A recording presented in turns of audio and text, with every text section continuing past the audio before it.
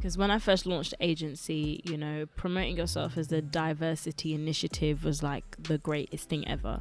And then you start to think about the type of clients you're attracting and the type of money you want to make. So I had to reword how I was selling that. I was selling it quite militant, and it was very much quite, like, we're going to increase your diversity because you don't get it right. That's not how you talk to people. You don't talk to people by telling them what they're doing wrong. You tell them what they're doing right and how you can help them do it even better. Hi, welcome to Blacticulate, a podcast series featuring UK young black professionals, where we find out how they do what they do, so you can too. Or not. After all, it is your life. Let's kick off. But first and foremost, let me introduce Blacticulate. Hey guys, for those of you who've never come across Blacticulate, where have you been? Like, where have you been? Where have they been? How dare they? No, thanks for joining us. And Blacticulate is real simple. It's a podcast that features UK young black professionals, where we try to find out exactly how they do what they do, so you can too. And the voice that you probably heard prior to me starting it off like that was Prisca Moyesa. Yes, Prisca Moyesa. Awesome. Prisca, tell my bosses, which is the listeners, who you are. I like that. They are. I'm I'm accountable to them. You know, they're the reason why we do this, really. So let them know who you are, and then we'll just chop it up from there. So my name's Prisca. I am a really bubbly, transparent person, but what I do for a living is I have a social media marketing agency. I say social first marketing agency, and we help brands connect with culture and connect with the unseen, connect with the people that they don't really represent per se, which is actually the majority, and we do that through creative ideas and social media production. That's the nutshell, but of course we're going to dig into me and stuff as we go along. Do you want to take over the cover? Yeah, okay. I'm ready. Yeah. I love it. Of course we're going to dig into that and stuff. I was like, wait a minute. I'm sorry, surely guys. I have to say that. So it's, you know, I'm so used to being the producer of things. So I'm still getting used to this. I see that. She's one of the few people I have sort of questioned why I'm asking for answers prior to meeting them. Because you guys, regular listeners, will know what I do is I normally throw my guests just questions to help prompt me insofar as conversation, if ever needed, which is rarely needed because, you know, we're lit out here. We just have that convo. We've got this. But Prisca was like, don't you just want to do it off the top?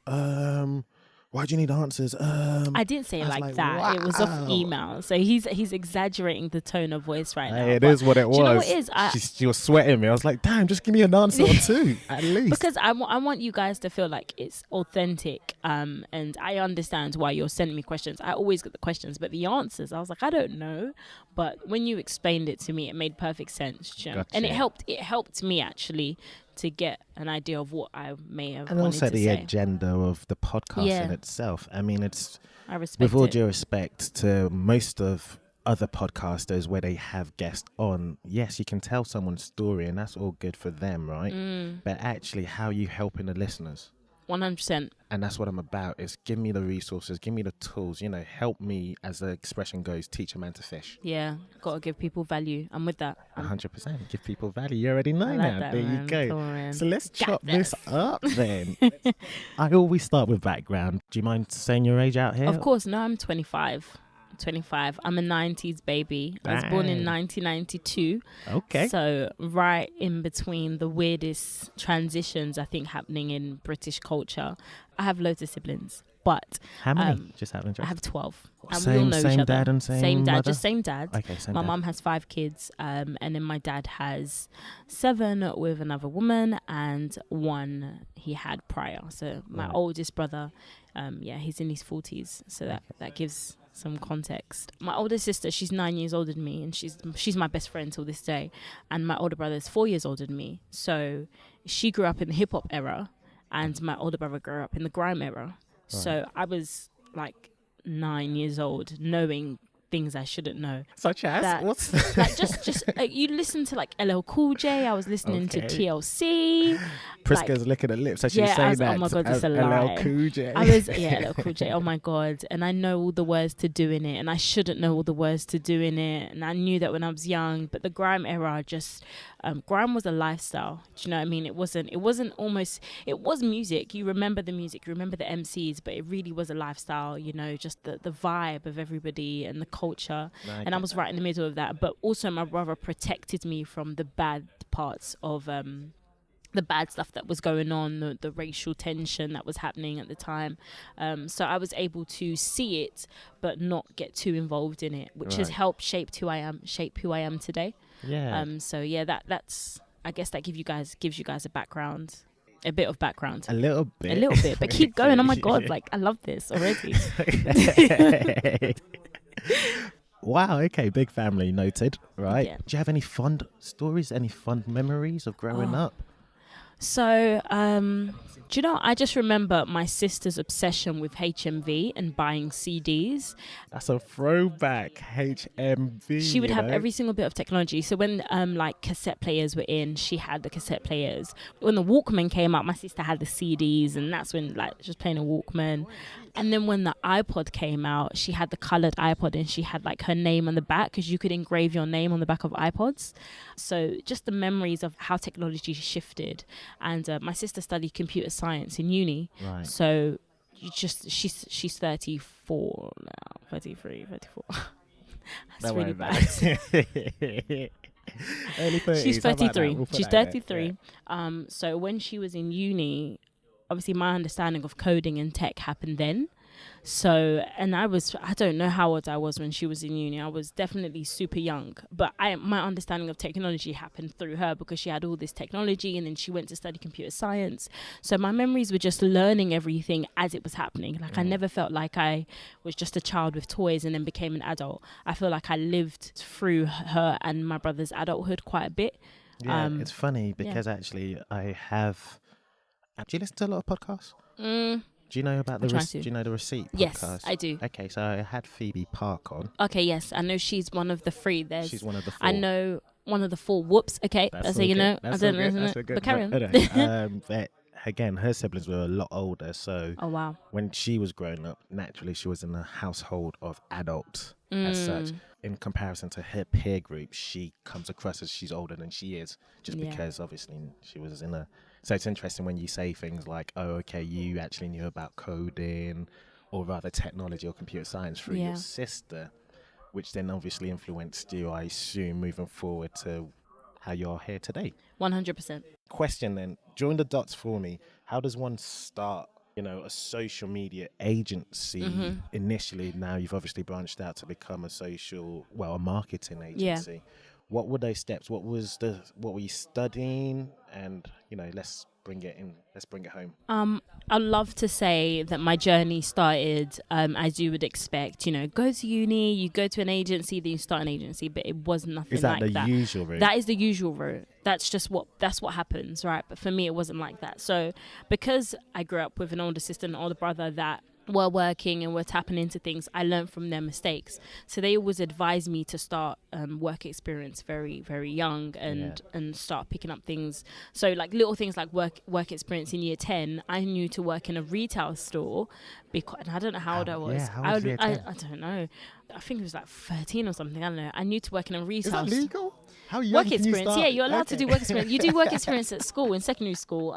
You do like 2 weeks. Okay. So I knew to work in a retail store so that when I turned 16 and had my national insurance number, when I applied for a retail job, I knew that I could say I've had experience before. But I only knew those things because my sister helped me. So anyways, moving forward, at 16, I went to, obviously 17-ish, I went to college and I studied media studies, film studies. Which college? Name drop. Havering College. If anyone's listening from this. behavouring. I loved it. It was honestly the best time of my life. College was amazing. The teachers were so good. The classes were so intimate. So you really do learn better than when you have better. See, that's the Dagenham coming out.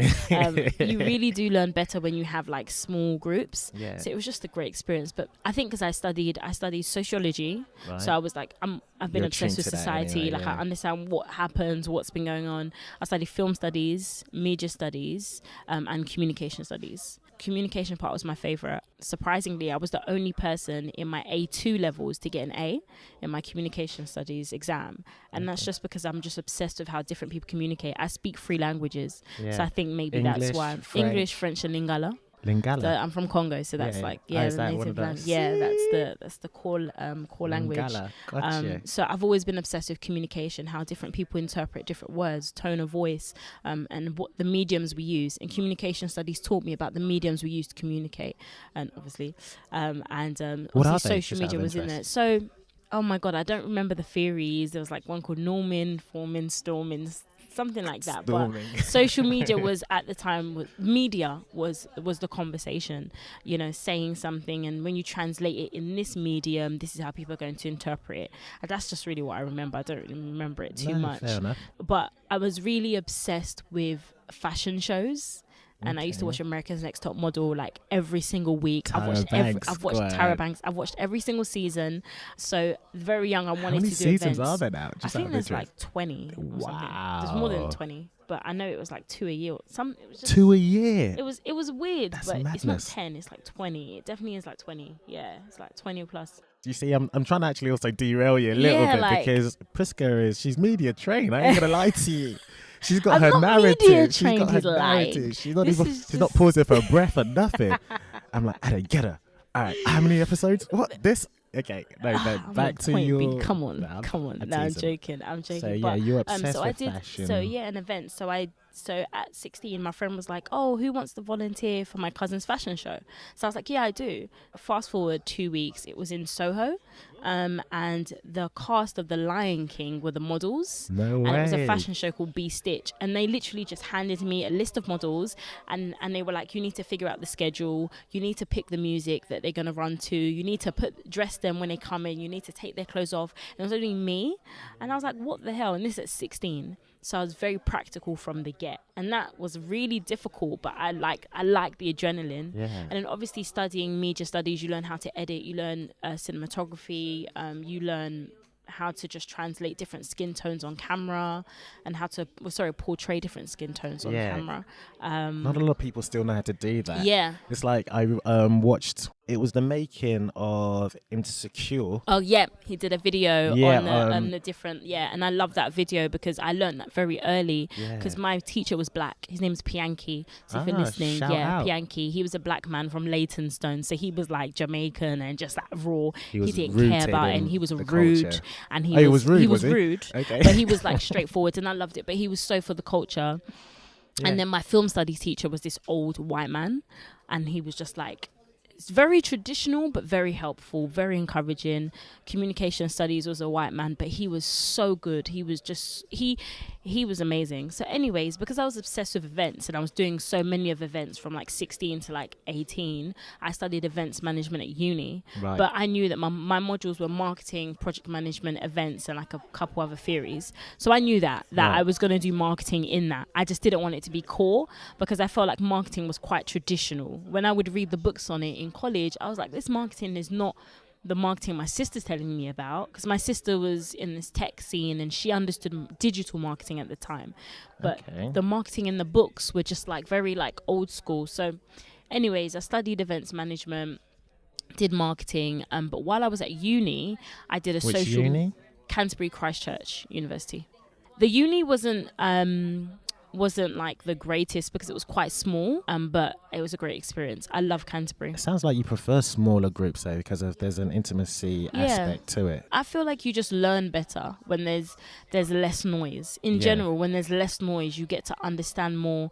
Personally, I learn better when I have quiet and not too much noise. But I love people. It's a weird relationship, but I'm sure we're going to get to that. I hear that. Are you introverted? Yes, I am. Yeah. I'm very, very introverted, but business. So it makes sense. Yeah. if I could choose, I wouldn't go to social events. I wouldn't do podcasts and stuff like that. But business teaches you teaches you different. Yeah. Teaches you to just be out there. So anyways, I did social media internship while I was in uni. I'm going to pause you for a second. Guys, are you listening to Prisca, right? The way she's like, don't derail me out here. She's like, anyway, no, but back to my narrative. I'm nearly done anyway. Don't worry, guys. So you can skip if you want. I'll just cut it out, trust. But yeah, did a social media internship and then I increased their following in like a month. So they kept me on. Who's following? So I work for a jewelry company called Astrid and Mew. Right. Yeah, and they're still here today. They're doing so well. They're like in Selfridges. I'm still connected to the brand manager and the founder. So we're still good peoples. And that made me realize that not only did I do all this theoretical stuff in events, I also knew how to translate what was going on with this jewelry brand onto social media and get people to come closer.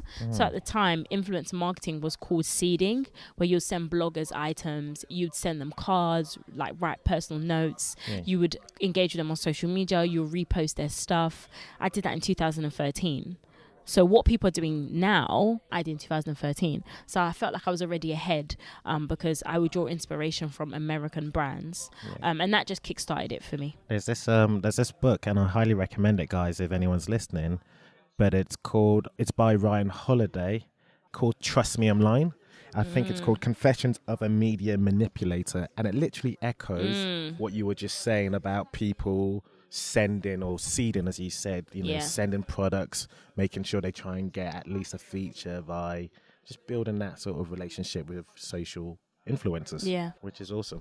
So being practical for me has just been the gateway to starting my agency. I mean, it started out of frustration. Right. I applied for 40 jobs coming out of uni. 40, and I didn't get no reply, and I was just like, F this, and I'm just going to start my own thing. And at the time I already was seeing a lot of stuff about entrepreneurship, and it was just like the messages that were coming to me were consistently about starting your own thing, leaning on your own knowledge, knowing that you've got enough, knowing that, and I'm quite culturally diverse. So I was born in Grenoble, which is the south of France, and I've been there every single year. I came in, I was a couple months old, but I've been there every single year. My mum only speaks to me in Lingala, and I learned English in school. So I've been very diverse in terms of the people I've engaged with, and I feel like that's inspired how I do business and like what our USP is as an agency.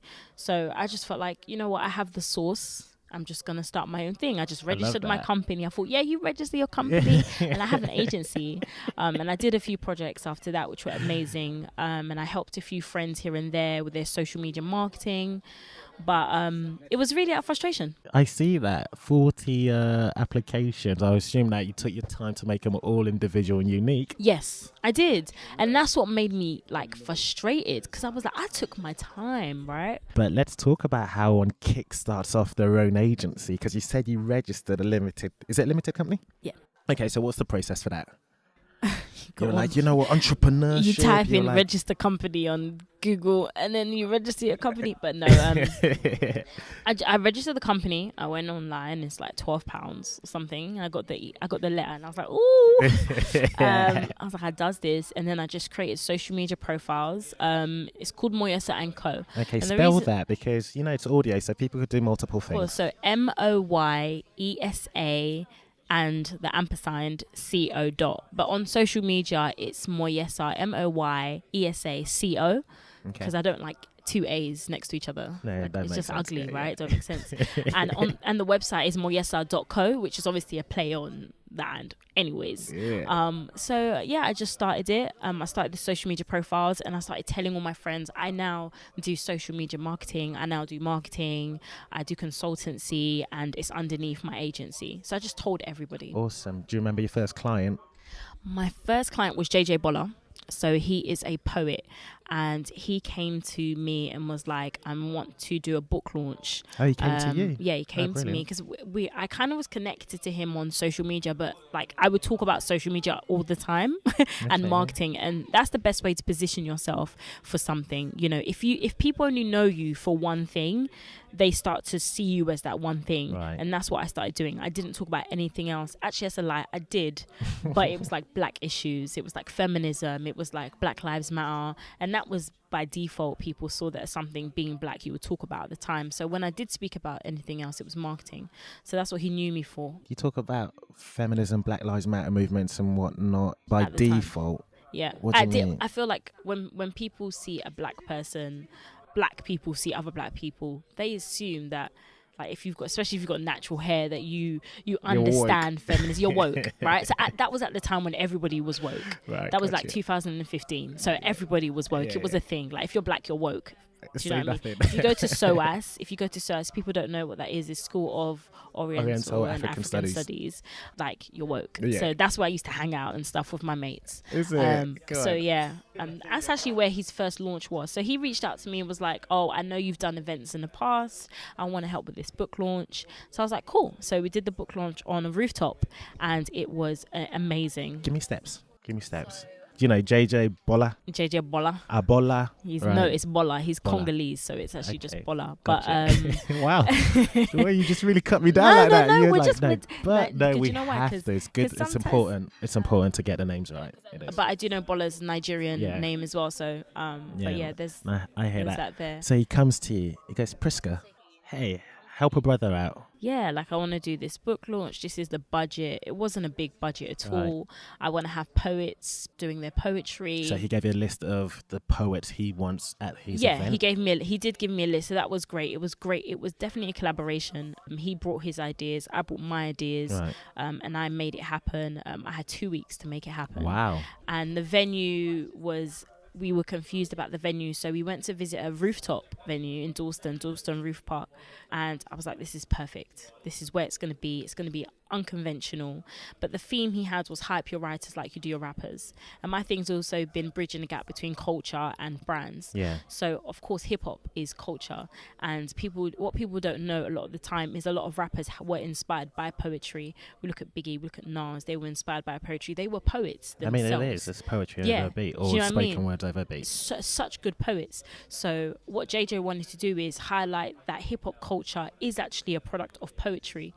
So, you know, when it came to the DJ, we made sure we had certain music that aligned with the theme. How are you approaching these people? Like, how are you approaching a venue? You literally just saying, the hey, venue was just our network. Okay, we just knew a couple people here, and that's one thing. I mean, I don't want people to stress about networking, right? Because I don't think it's gonna make your career. I feel like value and working makes your career, but networking helps. It does help in certain areas where you might find it a little bit more difficult. No, I hear so that. yeah, so we got the venue, and then, oh my God, it feels like so long ago, but we put the event details on Eventbrite, but also what I had to do is a PR strategy as well. So I did a press release for him, because I did that at uni. So a press release is basically when you put information down about the event or release you're having, make it newsworthy, so you can send it to press, journalists, and get them to either cover the event or cover the author or cover the person doing the brand or whatever doing the event, so that once the event is done, your brand still gets a bit of coverage, and it helps with the sales of whatever you was trying to promote. Right. So that's why a press release is good. So I did that, sent it to so many journalists, and luckily this amazing woman called Marta, she worked for The Guardian. So she got back and she was like, I would do it, and she came down to the event. So that was sick. Is there like a database of press that you had, or is there a certain platform that you could go to where you can just, I guess, seed your press release, and whoever picks it up? So at the moment, I actually have a database of people, have access to events and stuff like that. But that's your own personal one, isn't it? It's something I pay for. It's quite expensive, but I'm actually trying to do something now. So this would be a good plug, where I want to help small bloggers and smaller agencies with that network. And so I want to do something where I can give people some help in that area. Yeah. But at the time, it was just straight LinkedIn and Google. Okay. I looked up The Guardian, or I went on their website and these different publications, these different magazines and news outlets or whatever, and I was just like, who wrote this piece? Because obviously you have to make sure that the person you're reaching out to aligns with what they already do. Yeah. So I looked for people in like the book section of it, and then I'll just look them up on Twitter, Instagram, Google, and find their email. So that was your first client? Yeah, that was my first client, and the event was great. Gig showed up. Amazing. Gig showed up to the event. Eddie Caddy showed up. That was strategically planned, or was that like, was it a case of like, oh my God, you send out the invites, right? You send it out, and you say, you do what you can, you grind, you send it out to the people that you want to show up. You send it out to people that you can connect with, and then you just pray that they show up. And gigs showed up. That's amazing. And I was standing next to gigs, and like I said earlier in the podcast, I grew up kind of grime, and although gigs is rap, he's not grime. He was still within that time, and it was just like a bit starstruck. But when you're at work, you're at work. So yeah, it was amazing to have him there, and the event went so well. Marta did an interview with JJ, but she did it for an American publication, and that helped him connect to America, because he went to America a couple months after that. And that helped him and his brand. So amazing. You also want to do you want to reach out to people that will help build the person you're working for. It's not just about coverage. It's about coverage that will help them with their next project. And now JJ is on his, I think he's on his 4th book or something. So amazing. Congrats, I guess. And I'm sure he's bringing you along with him, I hope. Yeah, no, we're still really good friends. And he helps, when I reach out to him, he actually really does help. He's helped me with the last client I had. And I don't do events very much. After JJ, we did a lot of social media work. I did a lot of work with freelancers and worked with startups. Okay. But when I do events, because that's how I kind of know you, via startups as opposed to individuals. Yeah. And you help build their brand awareness predominantly via social media channels and obviously PR strategies and the likes of. Yeah. Okay, so are there any specific resources and tools? I mean, you mentioned a database that you're going to sort of help individuals if they come to you. You can possibly at an affordable price. Yeah. But any other tools? You mentioned LinkedIn, Google. You have Email Hunter. Email Hunter is a good hack. Okay. You can add a extension on your Google Chrome. Mm-hmm. So when you go to LinkedIn, you can actually click Email Hunter and next to their name, and it comes up with their email. So look at that. That's one, guys. That's a live pro tip there. That's one, guys. Something else called Rocket. Rocket is probably a little bit better than Email Hunter because they're blocking Email Hunter because everyone figured it out. Yeah. So Rocket is a new one. Other resources, it depends on what it is you want to specifically do. I think when it comes to social media, I mean, you have, if you want to do scheduling, you have something called Hootsuite.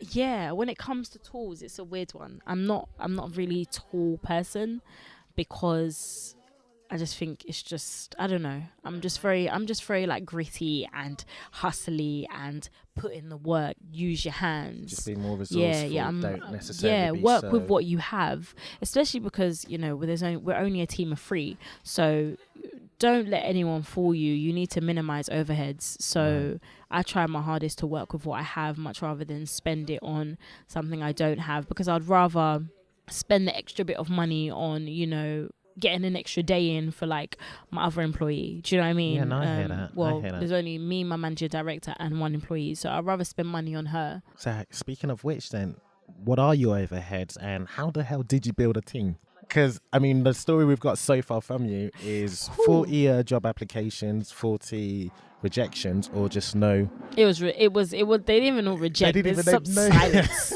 Just silence. Just pure silence. It's like, nah, that ain't it, dog. That yeah, ain't it, dog. it's like, you know what? Charlemagne, nah, that ain't it. When he said that, I was like, what a guy. He's the and one, I really like Safari, so I was like, oh, that's Safari, but that's funny as hell. I know. Because he listened, there was a pause, then he was like, nah, that's like. And for Safari, he did drop some hot bars as well. He did, and he was like, no. But Charlemagne was going to do that regardless, you can tell. Is finished. He's so, that guy, he's great though. I love Charlemagne. So you're like, okay, I'm going to start. And then with you starting, you obviously started solo. And then you had a first client with a 2-week window and you pretty much smashed it out the park as far as I'm concerned. So what was your next point of call insofar as growing your business? Because you now say there's 3 of you. Yeah. How did that come about? So in terms of growing, like I said, reaching out to everybody, I have a few friends that have their own businesses as well. Like my boy Alex, he owns Kamuzi and he's the best person in this world. He owns what? Down Kamuzi. He has an agency, a design and innovation agency called Kamuzi. And he is the plug, has been the plug. So every time I'm like, I need clients, and tell people, don't be ashamed to say I need clients. Say referrals. I've been using referrals up until this point, but now we're going to do more business development and reach out to more people. But how I kind of got to how I kind of got to 3 people. I mean, first, before I had my managing director, I had a woman called Mona, and I found Mona on social media. So in her bio, she had advertising student, undergrad in her bio. So we just followed each other, just In a bio went advertising. she had advertising undergraduate in her bio on Twitter. What does that even mean? Advertising undergraduate. She studies advertising. Gotcha. Okay, I thought she was advertising undergraduates. For what? Advertising, Yeah. like she Okay, studies that's what advertising. yeah. So I just reached out to her and I said, "Oh, do you know anyone who's willing to intern? It will be paid. I believe in paid internships when you can, or if you don't think you can pay, offer some type of incentive or make it remote so people don't have to spend too much money or whatnot." So I was like, "Oh, it's paid," and I bootstrapped my agency. So I worked full time while I was running my agency this whole time because I believe in putting your own money up before anyone puts money up for you. No doubt. Yeah, so I reached out to her. I said, "Do you know anyone who wants to intern?" She was like, "Oh, I want to." I was like, "Oh, okay." So we had a conversation. She lives in Newcastle, so she had a conversation, and then she was working for us. So What was she doing? What was her role? she's the head of all things strategy. So she was helping with like ideas, but in order putting those ideas together and kind of getting them to the execution phase, and also just outreach, like potential clients, and just helping with like figuring out what the agency really is. I mean, I've taken a lot of time to just figure out what the agency is, and I don't feel ashamed about that. You're not gonna get it the first time round. I feel like the last 2 years has been a lot of, do we want to do this? Are we standing for this? And do we stand for that? And Why do you say you're not ashamed of that? Why? Does anyone made you ashamed?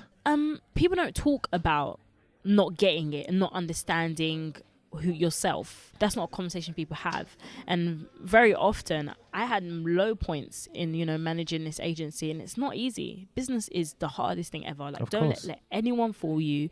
If anyone had to ask me, would you rather work for somebody or start your own business, I would be like, I don't think I could breathe unless I'm working for myself. However, I don't think there's anything wrong with working for anybody else, because it's hard. And so people don't talk about the difficult times. And it was quite difficult just trying to figure out what I am and what people want, because what your clients want may be different from what you stand for. At first I was about, making sure that we have diverse faces on social media, and I still am. That's at the core of what we are.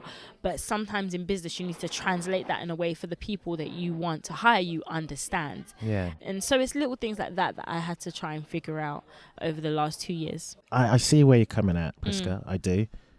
But I mean, there is no buts. There literally is no buts. I'm just curious to know, what was the story behind you saying, "Oh, actually, no, I'm going to, I guess, pivot to something a bit different than what is expected of me?" Really and truly what the market is at. Because when I first launched the agency, promoting yourself as the diversity initiative was like the greatest thing ever. And then you start to think about the type of clients you're attracting and the type of money you want to make. The business is about making money, really and truly. So I had to reword how I was selling that. I was selling it quite militant, and it was very much quite, like, we're going to increase your diversity because you don't get it right. That's not how you talk to people. You don't talk to people by telling them what they're doing wrong. You tell them what they're doing right and how you can help them do it even better. Yeah. So we still make it very clear when we work with clients that we will help you increase diversity and increase the representation of stories of people. We make that very clear. But the way we do it is we make sure we complement what they already have. And that's not just even a business move. That's just reality. These businesses that we want to work with have been working for so long, and they've been in business for so long. So, they're not completely doing it wrong. They just could do it a little bit better. So you just realize where the market is, and you just realize where you need to fit in. And at the time it worked for a little bit. Right. But then I realized it wasn't really working in the long run. It was a short-term move. So that's what caused us to just reword it a little bit into just creative. And plus, if you're going to be diverse, you don't actually need to say it. You just need to do it. Yeah. So that's what we are. When you look at our portfolio, it's very clear that we represent quite a wide spectrum of people. And that's just what it is. We don't have to talk about it too much. We just do it. Yeah. Okay. Well, I'm looking at the time and I'm pretty much going to wrap up. But is there anything that we haven't discussed that you feel like it is important for the listeners to know, my bosses, regarding, just setting up and just getting out there and just growing their own business? You are your worst enemy a lot of the time. Those tiny voices in your head, or those tweets you see, or those statuses you see making you feel like you're not doing enough, are a distraction. They're nothing but a distraction. And I'm not extremely religious, but I do believe in like the saying that the like the enemy of progress is and stuff like that. And sometimes you are your own enemy of progress. So literally, when those negative thoughts come in, just say, oh, you're a distraction, you're a lie, it's a fraud. Like Oprah says, it's a fraud. Just acknowledge that stuff as a distraction and put yourself out there. I don't know who my next employee is going to be unless I see them. So unless I can see you doing your thing, I won't know that I need to have you on my team. Yeah. It's the same thing as potential clients for us. Unless we put ourselves out there everywhere, how will they know we exist? So you need to be really unapologetic about what you do and own it. And even if you feel like you're not where you want to be, you're still probably better than where you was. And growth is the true metric. For me, success is growth. Do you know what I mean? I wake up every day and I'm just grateful. And I feel like that's what I want people to learn, is to just be grateful for what you have. Because if you're not grateful for what you have, you won't have better things coming. And that's just the universe, right? No, so I just want to encourage people to just go for what you want to go for. Very often you hear things about, millennials not starting businesses and being too young. I mean, Tupac died at the age of 25. They don't really talk about that. He was technically like our age when he was younger than us when he started, and he was as successful as he was. So why would you doubt yourself? When somebody like Tupac and Biggie died when he was like 23 or something, or 24. Do you know what I mean? So you've got this. Don't let age even hold you back either. No, I hear that, and I think those are amazing words to. I want to say finish on that, but there are just a couple of things. Please go ahead. Speaking about some tools, there's a part about training courses. You mentioned General Assembly. Yeah. What's that? So General Assembly they do courses, they do marketing courses. And it's the only one I know.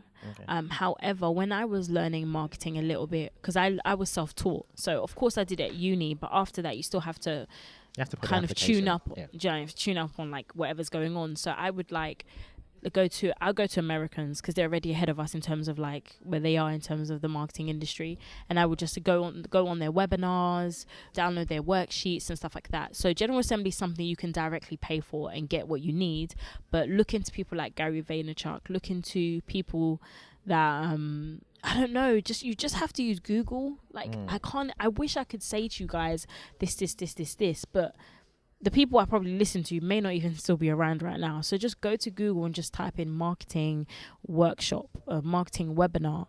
But you also can go to platforms like Sprout Social, Hootsuite.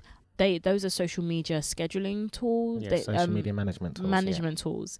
And they do webinars for free, because obviously that's how they kind of get their brand out there. So go on their pages and learn a little bit about marketing and stuff like that. They're a great tool to use as well. Awesome. And then I'll ignore this part. But no, I want to. What did I say? I asked about qualifications, right? And my girl must have answered, 2-1 or 2-2. I was like, what? I was probably half asleep, guys. Like, because the question often is like, in order to do what you do for a living, what is the qualifications that are needed, right? Mm-hmm. And Prisca just wrote 2-1, 2-2. I was like, okay. Do you know what? Ignore that, guys. You don't need no degree for one. Yeah. You don't need a degree. I just didn't understand the question. But you don't need a degree to do marketing. You just need to be practical.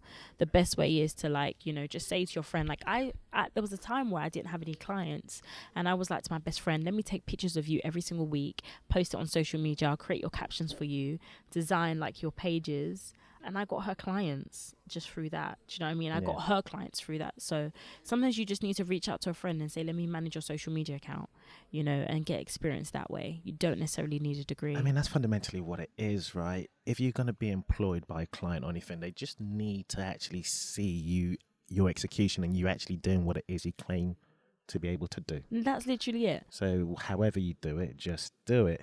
So what is the worst piece of advice you've been given? Charge hourly. Okay. Don't do that. Why? Because we all know that life is up and down, because you might say to somebody, I'm going to charge you £100 for 5 hours. That's bad, by the way. But you might say you're going to charge someone £100 for 5 hours, but it really will take you 7 hours to do. Then what happens to those 2 hours? Do you know what I mean? You don't get paid for that, and then you're going to feel run down. You're not going to feel passionate about the project. So charge like a lump sum for like certain deliverables if you're doing something like web design, or charge daily, or just charge monthly. Just charge monthly and break down what that covers, but never charge hourly. Don't do it. Yeah. So are you ready for the quick fire questions? Yep. Your answers, hopefully they are going to be quick, but let me give you a second. So other than your profession, which we all know is you slaying it in the social media comms and marketing arena, if you were to do a TED Talk other than that, what would it be on? The power of culture and coming from different backgrounds and being in different situations, and how that really is like the best tool to navigate through this world. Being different is the best tool. Going through different things, good and bad, is the best tool. Okay, awesome.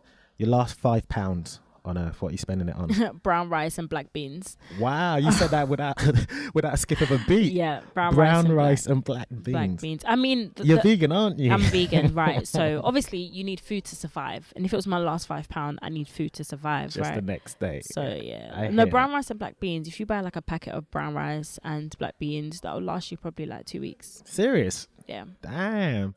Okay, so Blacticulate is black action articulated. What's your favourite English word? Oxymoron. Oxymoron. I just love the word. Like, it's such a good word, and it means like, I love it when people put bad things and good things together. Okay. In general, like right. I've just highlighted that bad and good helps you. So that word like sums up to have something like really bad, but with something good, and it still makes sense. No, I hear that. It's an oxymoron. Like, my life is an oxymoron. Yeah. No, I can see that. It really is. Success. The second person that springs to mind when I say the word success. My mum. She's a second, is she? She's the second. Who's the first? Myself. Put yourself first. Like, I used to think that you're not allowed, but you have to put yourself first. So I come first when I think of success. Then my mum comes second, because she redefined what success meant to her. You know, she started her own business from our kitchen, and now she's like the sole. She sells like Congolese food. It's like a Congolese basic cassava, but it's called kwanga, and daba. Daba is like lamb, and she sells that to people, but she also sells it to like, you see like Asian shops and corner shops that sell like plantain and yam and stuff like that. She wholesales to them like all over London. Amazing. And she started that, you know. How did we not find this story when I saw it about growing up? Because I knew we'll put it in the NB. But yeah, she's really been, and my mum is like the most ruthless business person I've ever known. She doesn't care about anything but like business. Obviously she cares about her family, but I mean, outside of that, she's a true businesswoman. And she teaches me a lot, and she's a single mother. And she started that like after like divorcing from my dad, and she'd been grinding. And my mum is like so comfortable when it comes to money. She's like gone clear. Like, she's good. And like, yeah, she's my inspiration. She's success. She is success. Amazing. Well, this is the penultimate question.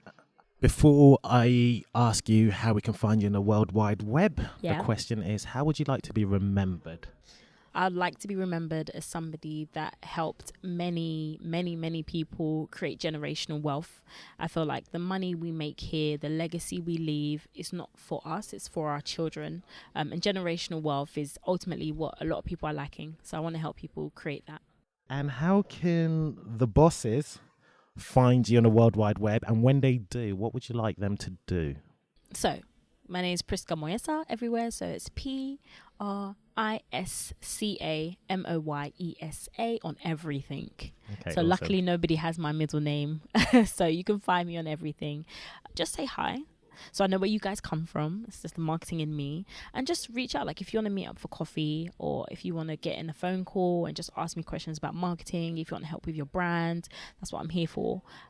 So yeah, just reach out. Yeah. Say hi. I love talking to people. I really do. Like, even though I do like small groups, I do love talking to people and helping people. I feel like we're here for a purpose, and my purpose is to help people. Amazing. Prisca, you've been a gem. Oh my God, this has been so fun, guys, Eddie. Yeah. This was so fun. Guys, as always, listen, if I'm slipping, if Blacticulate's slipping and you're like, you got Prisca on and you didn't even ask her X, Y, Z, get at me because I'm always accountable to you and trying to be better. Let's do this again. Let's do this in like a couple months. So, Part yeah. 2, what? So thanks very much. Hey guys, we really appreciate you listening, and if you have any feedback, please leave it in the comment section below. Also, all the info about the guests, the links and the resources we speak about will be in the description below. And last but not least, please do get in touch if you can teach us how you do what it is you do. Because after all, Blacticulate is all about empowering and upskilling the community. Thanks guys, you're the best. See you soon.